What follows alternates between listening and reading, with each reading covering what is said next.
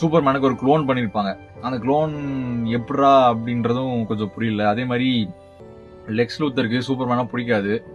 Okay, பிடிக்காது fine. ஆனா ஏன், எதனால, இன்னும் கொஞ்சம் டெப்த் இருந்திருக்கலாமோன்ற. ஏன்னா கடைசியில ஒரு டைலாகா சொல்லுவாரு, நீ ஒரு ஏலியன்ரா, நீ அதெல்லாம் இதெல்லாம் சொல்லிட்டு. ஆனா இன்னும் மேபி ஜஸ்டிஃபிகேஷன் இருந்திருக்கலாம்.